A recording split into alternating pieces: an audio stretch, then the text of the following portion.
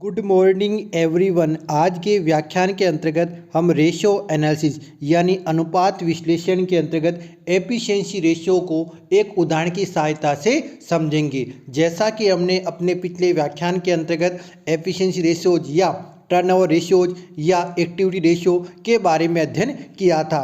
आज के व्याख्यान के अंतर्गत हम एक उदाहरण की सहायता से इन अनुपातों को समझेंगे।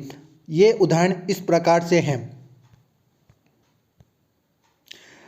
निम्नलिखित चिट्ठा 31 मार्च 2007 पर दी लाइट एंड ब्राइट कंपनी का है। आपको बैलेंस शीट दे रखी है, उसमें लाइबिलिटीज और एसेट दे रखी है। लाइबिलिटीज में आउटस्टैंडिंग एक्सपेंस दे रखा है, टैक्स पेबल दे रखा है, प्रपोज डिविडेंड दे रखा है, डिबेंचर इंटरेस्ट दे रखा है, आपको बिल्स पेबल दे रखा है, सिंडिकेटर्स दे रखा है, 10% डिबेंचर्स दे रखा है, लॉन्ग टर्म लोन दे रखा है, शेयर कैपिटल दे रखा है, रिजर्व एंड सरप्लस और प्रॉफिट एंड लॉस। इसी प्रकार आपको एसेट्स में दे रखा है cash in hand, cash at bank, bills receivable, सन्डी debtors, closing inventory, investments, furniture and features, plant and machinery और लैंड एंड बिल्डिंग। आगे आपको कहा गया है निम्नलिखित अनुपातों की गणना कीजिए, यह मानते हुए कि कुल विक्रय 16,80,000 रुपये, विक्रय वापसी अर्थात सेल्स रिटर्न दे रही कि आपको 80,000, शुद्ध विक्रय की 20% नगद विक्रय है, शुद्ध बिक्री की 75% विक्रय की लागत है। प्रारंभिक रीतियाँ अर्थात ओपनिंग स्टॉक आपको दे रखा है 2 लाख और 1/4/2006 को है, जो आपको ओपनिंग दे रखे कब दे रखा है 1/4/2006 को। और सभी क्रय दे रखे हैं आपको, वो दे रखे हैं 13,50,000, जो क्या है उधार था, क्रेडिट है। आपको इसमें ज्ञात करना है current asset turnover, fixed asset turnover, total asset turnover, working capital turnover, network turnover, inventory turnover, debtors turnover, average collection period, creditor turnover and average payment period. सबसे पहले हमें ज्ञात करना है करंट एसेट्स टर्नओवर। तो करंट एसेट टर्नओवर ज्ञात करने का फॉर्मूला होता है नेट सेल्स बटा करंट एसेट। तो सबसे पहले हमें नेट सेल्स ज्ञात करनी होगी। देखिए आपको यहाँ सेल्स दे रखी है, वो दे रखी है 16,80,000 और आपको इसमें सेल्स रिटर्न दे रखी है 80,000। तो 16,80,000 में से आप 80,000 घटाएंगे तो अपने पास 16 लाख क्या होगा, नेट सेल्स ज्ञात होगा। उसके बाद हमें ज्ञात करना है करंट एसेट। तो करंट एसेट्स में हमें कैश इन हैंड है, कैश एट बैंक है, बिल्स रिसीवेबल है, सन्डी डेटर्स है और क्लोजिंग स्टॉक है। इनको इसमें शामिल करना है। जो शामिल कीजिए, आपके इसमें कैश इन दे रखा आपको 70,000 और आपके इसमें कैश एट बैंक दे रखा 1,40,000, बिल्स रिसीवेबल दे रखा आपको 90,000 और जो आपके सन्डी डेटर्स वो दे रखे 1,20,000 और क्लोजिंग स्टॉक दे रखा आपको 1,80,000। इनका ये योग करते हैं तो इनका योग आता है 6 लाख। तो अब भाग दीजिए, अपने पास नेट सेल्स आया था 16 लाख, तो 16 लाख भागित करंट एसेट्स आया 6 लाख। तो 16 लाख में जब 6 लाख का भाग देंगे तो अपने पास आएंगे 2.67 टाइम्स। इस प्रकार करंट एसेट टर्नओवर आएगा 2.67 times. Number 2, fix asset turnover. Fix asset turnover ज्ञात करने का फॉर्मूला इस प्रकार से है नेट सेल्स बटा फिक्स्ड एसेट। तो नेट सेल्स हमने ज्ञात कर ली, वो दे रही है आपको 16 लाख, लेकिन हमें क्या ज्ञात करनी है, फिक्स एसेट। तो फिक्स एसेट्स में हमें शामिल करेंगे इसमें लैंड एंड बिल्डिंग को, प्लांट एंड मशीनरी को, फर्नीचर एंड फीचर्स को और इन्वेस्टमेंट को। तो दे रखा आपको लैंड एंड बिल्डिंग दे रखी है 4 लाख, प्लांट एंड मशीन दे रखी है 3 लाख और फर्नीचर एंड फीचर दे रखा आपको 1 लाख और इन्वेस्टमेंट दे रखे आपके 2 लाख। इनका योग करते हैं तो इनका योग है 10 लाख। तो नेट सेल दे रखी है आपको 16 लाख और आपके जो फिक्स एसेट आया 10 लाख। तो 16 लाख में जब 10 लाख का भाग देंगे तो अपने पास आएंगे 1.6 टाइम्स। ये आ गया fix asset turnover. Number 3, total asset turnover. तो टोटल एसेट टर्नओवर ज्ञात करने का फॉर्मूला होता है नेट सेल्स बटा टोटल एसेट। तो नेट सेल दे रही है 16 लाख और टोटल एसेट कितनी है, टोटल एसेट भी आपके इसमें 16 लाख है। देखिए बैलेंस शीट में कितनी है 16 लाख, क्योंकि इसमें कोई भी आपके फिक्टिशियस एसेट्स आपको नहीं दे रखी है। या इसको इस तरह से कर सकते हैं current assets plus fix assets. तो करंट एसेट्स थी अपने पास 6 लाख और फिक्स एसेट थी 10 लाख। तो 6 लाख प्लस 10 लाख कितने हो गए, 16 लाख। ये आ गया अपने पास टोटल एसेट्स। तो देखिए आपके सेल्स दे रखी है आपको 16 लाख, तो 16 लाख बटा टोटल एसेट दे रखी है आप 16 लाख, तो 16 लाख में जब 16 लाख का भाग देंगे तो अपने पास है 1 टाइम। ये आ गया आपके total asset turnover. Number 4 working capital turnover. तो वर्किंग कैपिटल टर्नओवर ज्ञात करने का फॉर्मूला होता है नेट सेल्स बटा वर्किंग कैपिटल। नेट सेल्स हमने ज्ञात कर ली, वो दे के आपको 16 लाख, अब हमें वर्किंग कैपिटल ज्ञात करना है।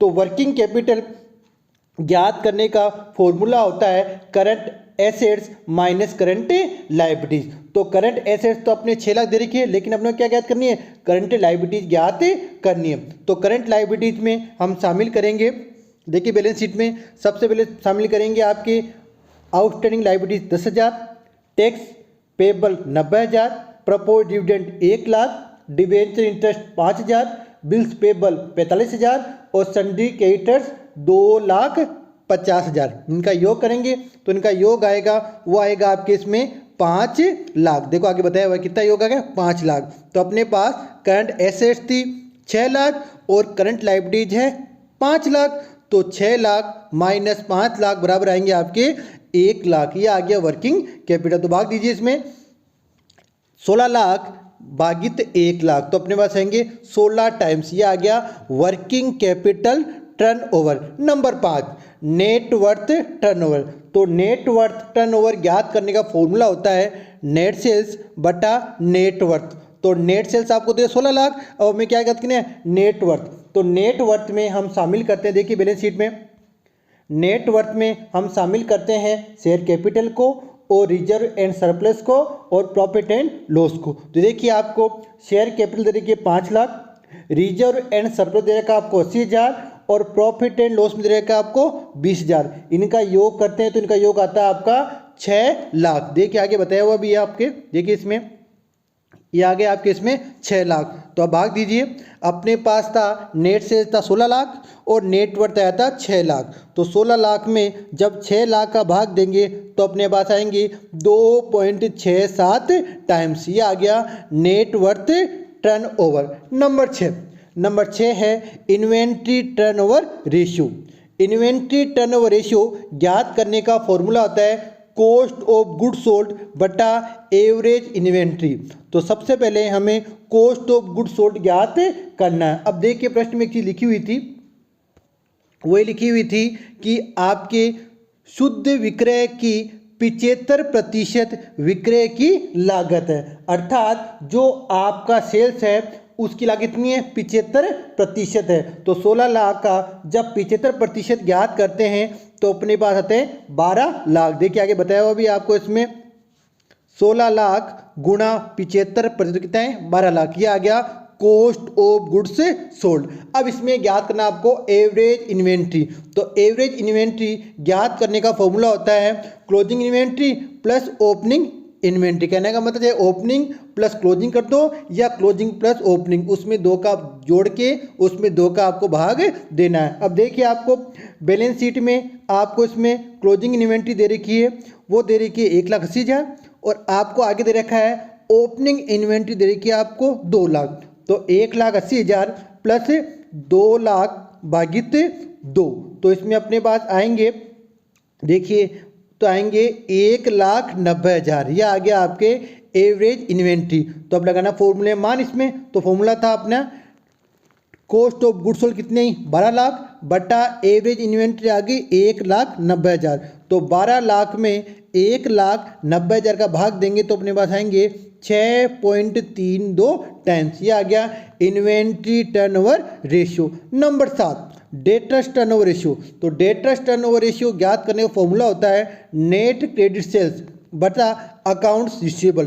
तो पहले हमें नेट क्रेडिट सेल्स ज्ञात करनी है। अब देखिए प्रश्न में क्या लिखा था, प्रश्न में एक लाइन लिखी हुई थी कि शुद्ध बिक्री का 20% नगद विक्रय, अर्थात 80% क्या है आपकी, 80% आपके इसमें उधार विक्रय है। तो इसमें हमने क्या निकाला है, नेट क्रेडिट सेल्स। तो नेट क्रेडिट सेल्स ज्ञात करने के लिए हमें जो 16 लाख है उसमें से उसका 20% निकाल के वो उसमें से आपको घटाना है। तो 16 लाख में से उसका जब 20% घटाएंगे तो अपने पास आएंगे 12,80,000। देखो आगे बताया हुआ इसमें, देखिए आपको यहाँ बताया हुआ है कि 16 लाख माइनस 20% 16 लाख तो कितना आ गया 12,80,000। ये आ गया आपके इसमें, वो आ गया आपके नेट क्रेडिट सेल्स 12,80,000।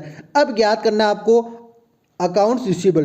तो अकाउंट रिसीवेबल ज्ञात करने के लिए हमें इसमें जो सनी डेटर्स है और बिल्स रिसीवेबल उनको जोड़ना है। देखिए बैलेंस शीट में आपको सनी डेटर्स कितने देखे हैं, आपको बैलेंस शीट में अपने वह सनी डेटर दे रखे हैं 1,20,000 और बिल्स दे रखे हैं आपको 90,000। तो 1,20,000 प्लस 90,000 कितने हो गए 2,10,000। ये आ गया अपने पास अकाउंट रिसीवेबल। देखो आगे इसमें ज्ञात भी किया है, वो इसमें बताया गया है।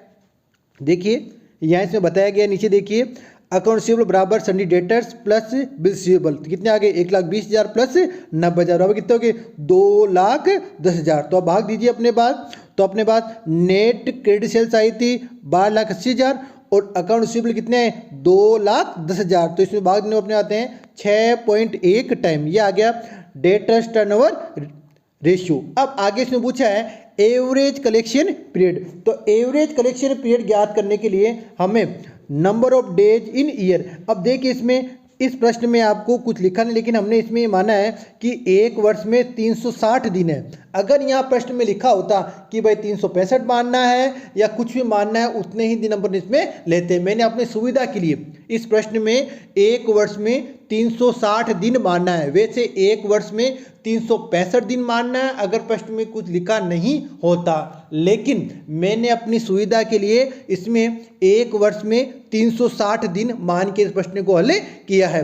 तो नंबर डेज कितने आ गए 360 डेज बटा डेटर्स टर्नओवर। डेटर्स कितना है 6.1 टाइम। तो 360 डेज बाकी 6.1 टाइम तो कितना आ गया 59 यानी 59 डेज। ये आ गया आपका average collection period. Number 9 creditors turnover ratio. तो क्रेडिटर्स टर्नओवर रेशियो ज्ञात करने का फॉर्मूला होता है वो होता है नेट क्रेडिट परचेज बटा अकाउंट्स पेबल। तो देखिए नेट क्रेडिट परचेज, अब देखिए प्रश्न में आगे लिखा था एक लाइन कि सभी क्रय उधार है, अर्थात जितना भी आपने परचेज किया कितना है उधार है। तो अपने पास टोटल परचेज कितना देखा है 13,50,000। तो कितना आएगा आपके नेट क्रेडिट परचेज कितना है 13,50,000। सारा ही उधार है इसलिए सारा आ जाएगा बटा अकाउंट्स पेबल। तो यहाँ अपने को अकाउंट्स पेबल ज्ञात करना है। तो अकाउंट्स पेबल में हम सनी क्रेडिटर्स और बिल्स पेबल को शामिल करते हैं। अब देखिए बैलेंस शीट में अपने को इसमें जो क्रेडिटर्स हैं वो दे रखे हैं 2,50,000 और आपके इसमें पेबल दे रखा है वो आपके इसमें वो दे रखा है इसमें आपको 45,000। देखिए आगे लिखा हुआ है इसमें बिल्स पेबल कितना है 45,000। तो 2,50,000 प्लस 45,000 कितने हो गए 2,95,000। आगे से बताया गया, देखिए आगे इसमें बताया है नीचे देखिए अकाउंट्स पेबल बराबर Sunny creditors plus bills payable यानी 2,50,000 प्लस 45,000 कितने हो गए 2,95,000। ये हो गया आपके इसमें अकाउंट्स पेबल। तो देखिए आपके इसमें नेट क्रेडिट परचेज था अपने पास 13,50,000 भागित अकाउंट्स पेबल आ गए 2,95,000। तो उसको भाग देंगे तो अपने पास आएंगे 4.58 टाइम्स। ये आ गया क्रेडिटर्स टर्नओवर रेशियो। अब आगे से पूछा नंबर 10 एवरेज पेमेंट पीरियड। तो एवरेज पेमेंट पीरियड ज्ञात करने का सूत्र होता है नंबर ऑफ डेज।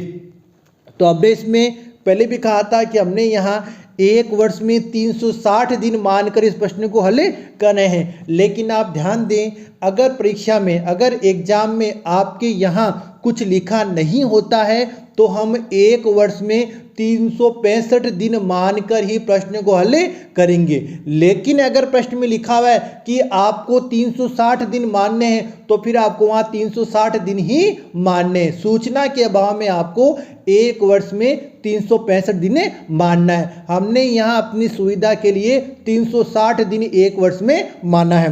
तो 360 डेज बटा क्रेडिटर्स टर्नओवर कितना देखा आपको वो आया था 4.58 टाइम।